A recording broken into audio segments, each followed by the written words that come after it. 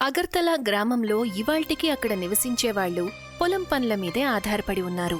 అక్కడ ఉన్నవాళ్లకి మరో సాధన ఏదీ కూడా లేదు. కాని నెమ్మది నెమ్మదిగా వీళ్ల గ్రామంలో జనసంఖ్య రెట్టింపవుతుంది. అలాగే పొలాలు చాలా తగ్గిపోతూ వస్తాయి. ఈ సమస్యని పరిష్కరించడం కోసం సర్పంచ్ ఊరివాళ్లందరినీ పంచాయతీ కోసం పిలిపిస్తారు. నిజానికి మనం ప్రతిసారి పంచాయతీని వ్యక్తిగత విషయాలు చర్చించుకోవడానికే ఏర్పాటు చేసుకుంటాం. కానీ ఈసారి ఇక్కడ మన ఊరి వాళ్ళందరికీ ఉన్న ఏకైక సమస్యను పరిష్కరించుకోవడానికి ఏర్పాటు చేసుకున్నాం. మనందరి సమస్య. కానీ మన రైతులకేం సమస్య ఏమీ లేదు కదా. అలాగా అయితే నీ పొలంలో పండే ధాన్యం నీ కుటుంబం మొత్తానికి సరిపోతుందా? సరిపోవడం లేదు. ముందు ఇంట్లో నలుగురు ఉండేవాళ్ళం. కానీ కొడుకులిద్దరికి పెళ్ళిళ్ళయ్యాక పిల్లలు పుట్టాక ధాన్యం అసలు సరిపోవడం లేదు. మరైతే ఇది సమస్య కాదా? ఇటువంటి సమస్యలు అందరి ఇళ్లలోనూ లేవా? ఖచ్చితంగా ఉన్నాయ్యా. సమస్య ఏంటి? ఇది ఒక విపత్తులాగా ఉంది.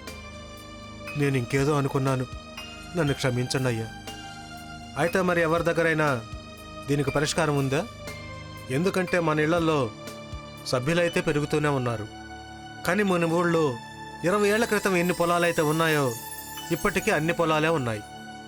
అవును, నేనేమంటున్నానంటే మనం గవర్నమెంట్తో నివేదించుకుందామా? బహుశా మనకేమన్నా సాయం చేస్తారేమో. మనం గవర్నమెంట్ వాళ్ళ ముందు ఎప్పుడూ చేతులు చాచకూడదు. మన చేతులు కాళ్ళైతే బాగానే ఉన్నాయి కదా. ఏదైనా ఒక దారి వెతకాలి. అప్పుడు మనకి ఖచ్చితంగా పరిష్కారం లభిస్తుంది. హల్కూ భార్య చాలాసేపటి నుంచి అందరి మాటలు వింటూ ఉంటుంది. తను ఏదో చెప్పాలనుకుంటుంది. కాని పంచాయతీలో ఇంతవరకు ఆడవాళ్లు ఎప్పుడూ కూడా తమ నోరు తెరవలేదు. అందుకనే తను మాట్లాడ్డానికి ముందు కంగారు పడుతూ ఉంటుంది. అయ్యా, అది నా భార్య ఏదో చెప్పాలనుకుంటుంది. ఒకవేళ ఈ పంచాయతీ తనకి అనుమతిచ్చిందంటే. ఇవాళ్టి నుంచి అందరూ ఒక విషయం గుర్తుపెట్టుకోండి. మన ఊరు అభివృద్ధి చెందే దిశలో కాస్త వెనకబడే ఉంది. కానీ మన ఆలోచనలు ఎప్పుడూ వెనకబడి ఉండకూడదు. ఇవాళ్టి నుంచి ఈ ఊళ్ళో ఎప్పుడూ ఆడ మగాల మధ్య ఎటువంటి భేదము ఉండకూడదు. ధన్యవాదాలు. అయితే నేను మాట్లాడొచ్చా? నువ్వు తప్పకుండా మాట్లాడొచ్చు. పైగా నేను విన్నాను నువ్వు చదువుకున్నావట కదా. అందుకని నీకు వీలైతే ఈ ఊరి పిల్లలకి పాఠాలు నేర్పించవచ్చు. అది నేను ఏమంటున్నానంటే, మనం ఈ ఊరికొచ్చినప్పుడు ఇక్కడ ఒక్క పొలం కూడా లేదు. కానీ మనమందరం మన అవసరాలకు తగ్గట్టుగా భూమిని తవ్వి పొలాలను ఏర్పాటు చేసుకుందాం. మరి ఇవాళ మళ్లీ అవసరం వచ్చింది కాబట్టి మనం మళ్లీ భూమిని తవ్వి పొలాన్ని ఏర్పాటు చేసుకోవచ్చు కదా. నువ్వు సరిగానే చెప్పావు. మనం అప్పుడు కూడా చాలా కష్టపడ్డాం. ఇవాళ కూడా అలానే చేద్దాం. కానీ విషయం ఏంటంటే, ఇప్పుడు మనం ఎక్కడ తవ్వాలి? ఖాళీ భూములైతే ఎక్కడా లేవు కదా. అడవులను నరికేసి మనం అడవి మృగాల ఇళ్లను నాశనమైతే చేయలేం కదా. ఒకవేళ మనం కొండకు అవతల వైపు ఉన్న భాగంలో పనిచేస్తే? ఆ భూమి చాలా కఠినంగా ఉంటుంది. పైగా అక్కడ పెద్ద పెద్ద రాళ్లుంటాయి. వాటిని తొలగించడం చాలా కష్టం. మన దగ్గర వేరే దారి కూడా లేదు కదా. కాసేపటి క్రితం మీరే అన్నారు కదా, మన చేతులు కాళ్ళు బావున్నంత వరకు మనం కష్టపడ్డానికి వెనకడుగు వెయ్యకూడదు అని. అందరూ చున్నీ మాటలు ఆలోచనలకు ఏకీభవిస్తారు. వాళ్లు కొండకు అవతల వైపు భాగాన్ని తవ్వి అక్కడ పొలాలను ఏర్పాటు చెయ్యాలని నిర్ణయించుకుంటారు. మరుసటి రోజు అందరూ భూమిని తవ్వడానికి కావలసిన అన్ని వస్తువుల్ని తీసుకుని అక్కడికి చేరుకుంటారు. మనం ఇక్కడికి రావడం అయితే వచ్చాం, కానీ ఈ పని అంత సులభంగా అయితే ఉండదు. అలాగే ఇది మనం అనుకున్నంత కష్టంగా కూడా ఉండదు. మనం ఒంటరిగా అయితే లేము కదా. నాకైతే అస్సలు తెలియదు నా భార్య ఇంత తెలివైంది అని. నాకు కూడా తెలీదు మీరు ఇంత బలహీనులని. కాసేపు పనిచేసినందుకే అలసిపోయారు. ఇక నా వల్ల కాదు. వయసు మీద పడుతుంది. నిజం చెప్పాలంటే నాకిప్పుడు పంట పండించటానికి కూడా ఓపిక లేదు. మొకాళ్లలో బాగా నొప్పొస్తుంది. కానీ నేనెవరికీ చెప్పడం లేదు. అయినా చెప్పడం వల్ల ఏం ప్రయోజనం ఉంటుంది? ఆ మాట చెప్పి హల్కూ పార తీసుకొని తవ్వడం మొదలు పెడతాడు. కాని చున్ని తన దగ్గరికి వెళ్లి తన చేతిలో నుంచి పారను తీసుకుంటుంది. నిజం చెప్తున్నాను, నాకు దీని గురించి అసలేమీ తెలీదు. లేకపోతే నేను మిమ్మల్ని ఇక్కడికి పనిచేయడానికి తీసుకొచ్చేదాన్నే కాదు. ఇవాల్టి నుంచి మీరు విశ్రాంతి తీసుకోండి. నాకు బలమున్నంత వరకు మనిద్దరి కోసం నేనొక్కదాన్నే కష్టపడతాను. నిజానికి నేను వీటన్నిటినీ నమ్మను. కానీ అప్పుడప్పుడు ఏమనిపిస్తుందంటే నేను కిందటి జన్మలో ఏదో పుణ్యం చేసుకుని ఉంటాను అని. అందుకనే నాకు నీలాంటి సంస్కారవంతురాలైన భార్య దొరికింది. అలాగా? ఇంతవరకు మీ నోటి నుండి ఇటువంటి మాటలు ఎప్పుడూ వినలేదే. చాలాసార్లు చెప్పాలనే అనుకున్నాను, కానీ అవకాశం దొరకలేదు. ఇవాళ చెప్పకపోతే ఇంకెప్పటికే చెప్పలేననిపించింది. అలాగా? సరే, ఇక నన్ను పని చేయనివ్వండి. చున్నీ ఇంకా మిగతా వాళ్ళు రాత్రి పగలు తవ్వుతారు. ఒకరోజు తవ్వుతూ తవ్వుతూ చున్నీకి నేల లోపల, భూమి లోపల బోలెడన్ని దేవుడి విగ్రహాలు దొరుకుతాయి. అందరూ ఒకసారిలా రండి, త్వరగా రండి. విగ్రహాలను చూడగానే అందరూ సంతోషిస్తారు. ఇవి కేవలం భగవంతుడి విగ్రహాలే కాదు, మన అందరికీ భగవంతుడి అనుగ్రహం లభించింది. ఇక మనమందరం గుడి కట్టి ఈ విగ్రహాలన్నింటినీ అక్కడ స్థాపిద్దాం. ఊరి వాళ్లందరూ తమ చేతులతోనే ఊర్లో 4 గుళ్లను కడతారు. ఆ 4 విగ్రహాలను వేరువేరు మందిరాలలో స్థాపిస్తారు. చుట్టుపక్కల గ్రామాల్లో ఈ కబురు విస్తరించినప్పుడు దూర దూరాల నుంచి అందరూ ఈ విగ్రహాలను దర్శించుకోవడానికి వస్తారు. అరే వా, ఇంత అద్భుతమైన విగ్రహాన్ని నేనెప్పుడూ చూడలేదు. ఎలా అనిపిస్తుందంటే భగవంతుడే స్వయంగా దర్శనమిచ్చినట్టు. అవును, మేము మొదటిసారి చూసినప్పుడు మేము కూడా ఇలానే చూస్తూనే ఉండిపోయాం. నేను కొన్ని ప్యాకెట్లు అగరబత్తీలు తీసుకొచ్చాను. వీటిని ఇక్కడే గుళ్ళో పెడతాను. మీరు వీటిని వెలిగించండి. సర్పంచ్ చూస్తాడు. ఎవరైతే బయట నుంచి దర్శనం కోసం వస్తారో వాళ్ళు అగరబత్తులు బయట నుంచే కొని తీసుకొస్తున్నారు. దానితో తనకి ఒక ఆలోచన వస్తుంది. అతను మళ్లీ ఊరి వాళ్లందర్నీ ఒక చోటకు చేరుస్తాడు. చూడండి, ఇవాళ నేను ఎక్కువ సమయం వృధా చేయాలనుకోవడం లేదు. కేవలం ఒకటే చెప్పాలనుకుంటున్నాను. మన ఊర్లో దర్శనం చేసుకోవడానికి అందరూ వస్తున్నారు. అగరబత్తీలు అందరూ బయట కొనుక్కొని వస్తున్నారు. ఒకవేళ అవే అగరబత్తీలు మనం ఇక్కడ తయారు చేస్తే ఎలా ఉంటుందంటారు? చాలా మంచి ఆలోచన. కానీ అగరబత్తుల్ని ఎలా తయారు చేయాలి? మనం అగరబత్తి చెట్లను నాటుదాము. అగరబత్తి చెట్లా? కానీ ఎలా? చూడండి, అగరబత్తీలో వెదురు పుల్లను ఉపయోగిస్తారు. సువాసన కోసం గులాబీ పువ్వులు. మనం ఈ రెండిటినీ పండిద్దాము. ఇక ఆవులైతే మనందరి ఇళ్లల్లోనూ ఉన్నాయి. దాని పేడ అగరబత్తులకు చాలా మంచిది అవుతుంది. నీ ఆలోచన చాలా బాగుంది.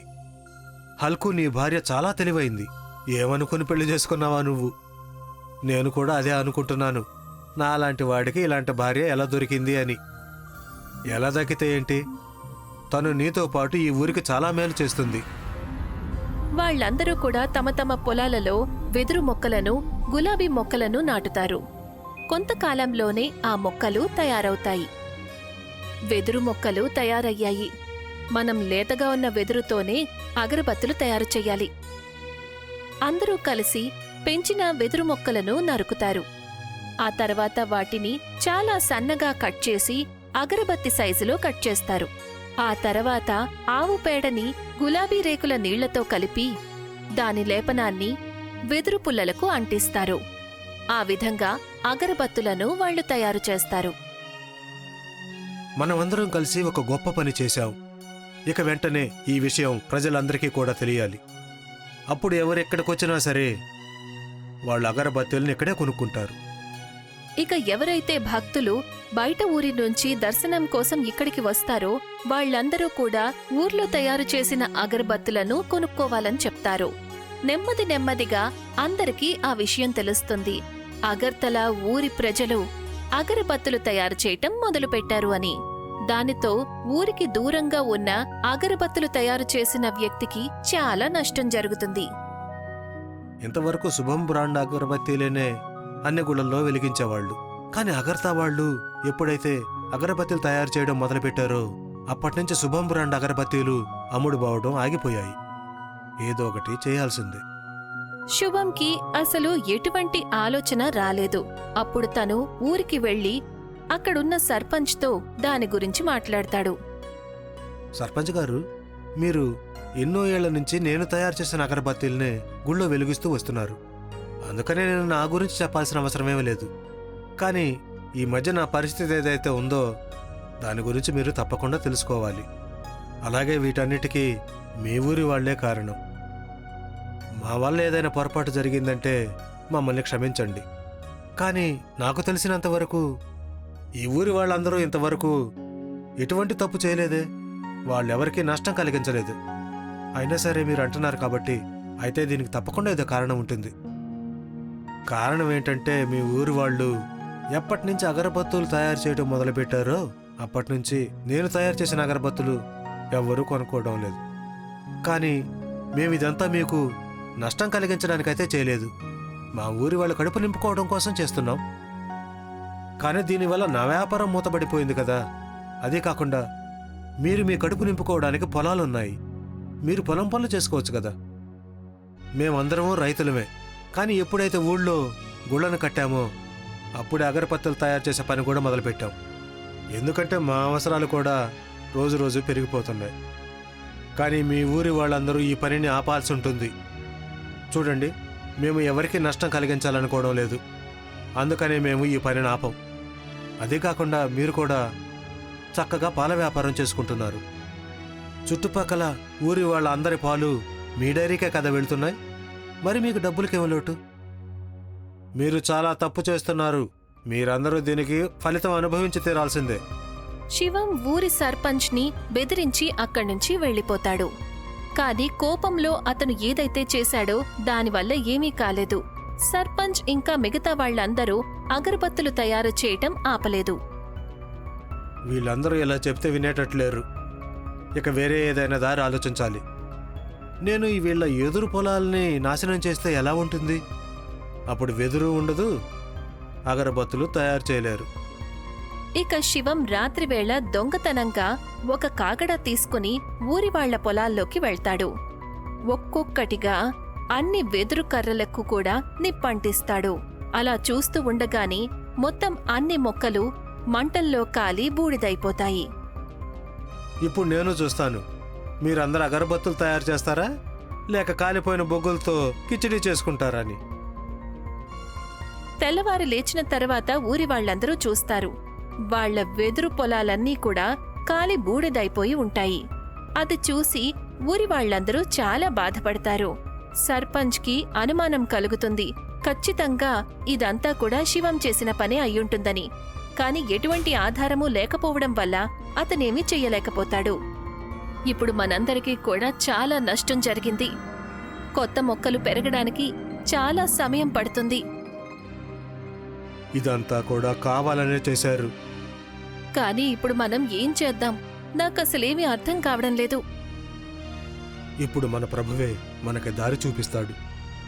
సర్పంచ్ ఇంకా మిగతా గ్రామస్తులు గుడికి వెళ్తారు. వాళ్లు తయారు చేసిన అగరబత్తులను వెలిగించి పూజ చేస్తారు. అగరబత్తులు పూర్తిగా కాలిపోయిన తరువాత ఏదైతే మిగిలిన భాగం ఉంటుందో శుభ్రం చేసిన తర్వాత సర్పంచ్ వాటన్నిటినీ సేకరించి గుడికి వెనక భాగంలో పడేస్తూ ఉంటాడు.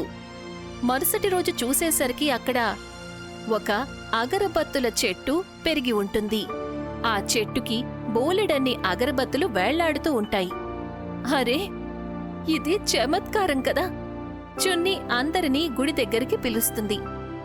చూడండి, నేను ఉదయం పూజ చేయడానికి ఇక్కడికొచ్చేసరికి ఈ అగరబత్తి చెట్టు నుండి అగరబత్తులు కిందకి రాలుతూ ఉన్నాయి. సర్పంచ్ చెట్టు దగ్గర నుంచి అగరబత్తులను తీస్తాడు. వాటిని వాసన చూస్తాడు. ఇవి మనం ఎలాగైతే సుగంధమైన అగరబత్తులు తయారు చేస్తున్నామో ఇవి సరిగ్గా అలానే ఉన్నాయి. ఊరి వాళ్లందరూ వాటిని భగవంతుడి ఆశీర్వాదం అనుకొని ఆ అగరబత్తులను గుడిలో వెలిగిస్తారు.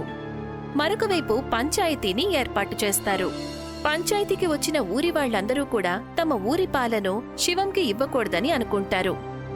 ఆ రోజు శివం మిమ్మల్ని ఎలాగైతే బెదిరించాడో దానిని బట్టి నాకు అనిపిస్తుంది మన పొలంలో నిప్పు అతనే అంటించుంటాడని.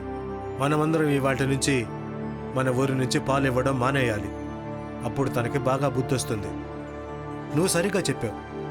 అటువంటి వాళ్లతో మనం ఇలానే ప్రవర్తించి తీరాలి. ఎప్పుడైతే ఈ విషయం శివంకి తెలుస్తుందో అప్పుడతను ఊరికి వచ్చి అందరినీ క్షమాపణ అడుగుతాడు. ఇకప్పట్నుంచి అందరికీ వాళ్ళ పాలకి సరైన ధర ఇస్తానని కూడా చెప్తాడు. అందరూ తనని క్షమిస్తారు. ఇవాటి నుంచి నేనెప్పుడు మీ గురించి తప్పుగా ఆలోచించను. అందరితో పాటు శివం కూడా చెట్టు నుంచి అగరబత్తులు తీసుకుని గుడిలో పూజ చేస్తాడు.